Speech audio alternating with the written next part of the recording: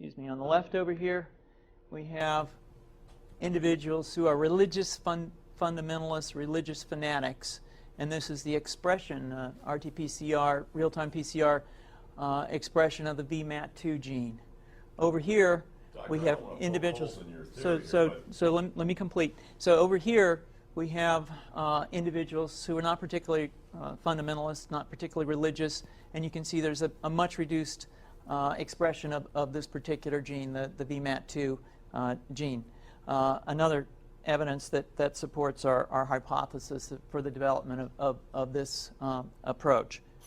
What you see here is by spreading this virus, we're going to eliminate individuals from donning on a bomb vest and going into a market and blowing up the market. So our hypothesis is that these are fanatical people, that they have overexpression of the VMAT2 gene, and that by vaccinating them against this, we'll eliminate this behavior. So we have some very, very remarkable data in this next slide. Here we have two brain scans. These are fMRIs. These are two different individuals with different levels of expression of VMAT2. On top is an individual who's a religious fanatic, an individual, and we've repeated this numerous times, that has high levels of VMAT2. Now, this individual down here who had low levels of the VMAT2 gene, this individual would self-describe as not particularly religious.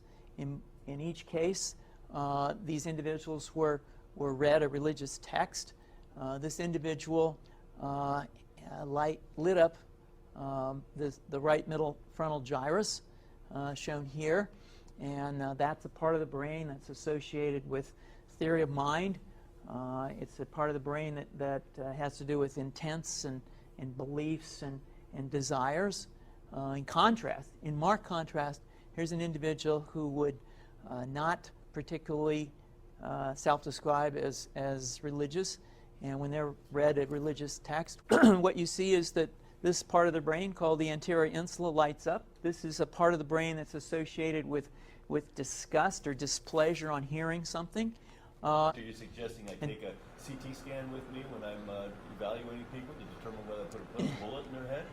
So the data that I'm presenting here supports the concept that we're proposing, and I think that we would not propose to do CT scans or fMRIs on individuals out in the hinterlands of Afghanistan. The virus would immunize against this VMAT2 gene, and that would have the effect that you see here, which is it's essentially to turn a fanatic into a normal person. And we think that will have major effects in the Middle East. How would you suggest that this is going to be dispersed, the aerosol?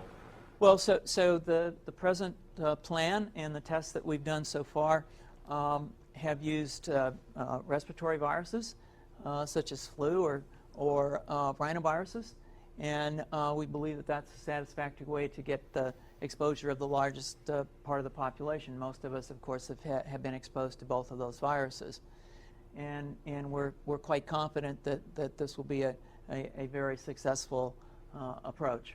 This is fascinating. What's the name of this proposal? Yeah, so the name of this project is FUNVAX, which is the vaccine for religious fundamentalism. And you have a proposal already? The proposal has just been submitted, and I think that the data that I have shown you today would support the development of this project, and we think it has great promise.